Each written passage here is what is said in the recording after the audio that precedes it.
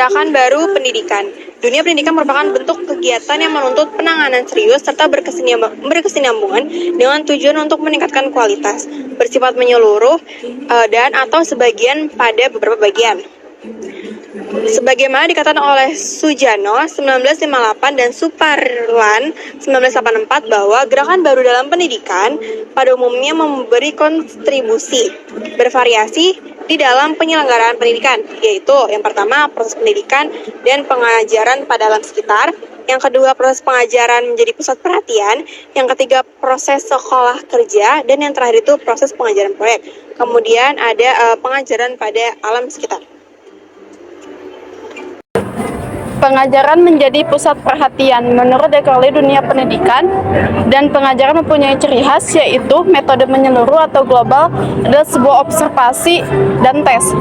Kedua, pusat minat atau center at interest adalah bahwa setiap anaknya mempunyai minat spontan atau langsung. Poin ketiga, sekolah kerja. Puncak tertinggi daripada gerakan sekolah kerja adalah mementingkan keterampilan dalam pendidikannya. Poin keempat adalah pengajaran proyek. Dalam pengajaran proyek, peserta didik bebas menentukan pilihan pekerjaan seperti merancang sesuatu. 2. Pengaruh gerakan baru pendidikan. Gerakan baru dalam pendidikan mencakup aspek konseptual dan operasional yang mempengaruhi kebijakan pendidikan suatu masyarakat atau negara.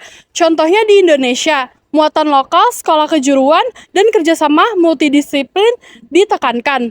Studi pemikiran pendidikan masa lalu penting untuk memahami seluk-beluk pendidikan dan memupuk wawasan historis. Keputusan di pendidikan berdampak jangka panjang seperti polemik terkini seputar relevansi dunia kerja versus pembudayaan manusia, yang keduanya krusial untuk membangun sumber daya manusia berkualitas di Indonesia.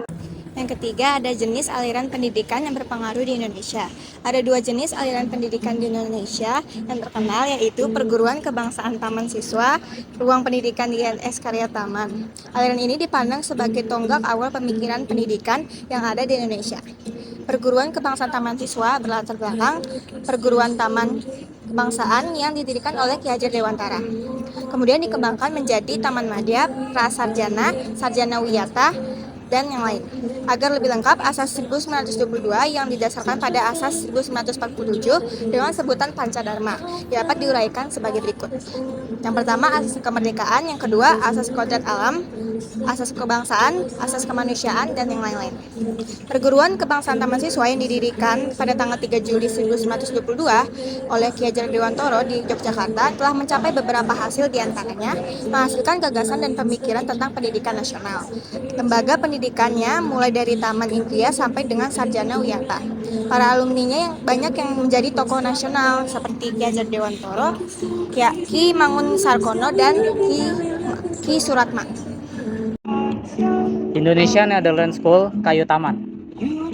Tanggal 31 Oktober 1926, tepatnya di Sumatera Barat di Kayu Taman. Didirikan INS oleh Muhammad Syafi'i dengan 75 murid di atasnya.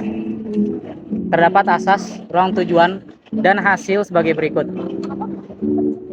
Pertama, asas. Ruang INS Kayu Taman mempunyai asas berpikir dalam dan logis, aktif dalam kegiatan, dan sebagai pendidik di masyarakat. Ruang tujuan. INS mempunyai ruang tujuan itu sendiri, yaitu A. Melaksanakan pendidikan kepada rakyat ke arah kemerdekaan, melaksanakan pendidikan yang disesuaikan kebutuhan masyarakat, dan melaksanakan pendidikan kepada para pemuda agar berguna di masyarakat. Terakhir adalah hasil.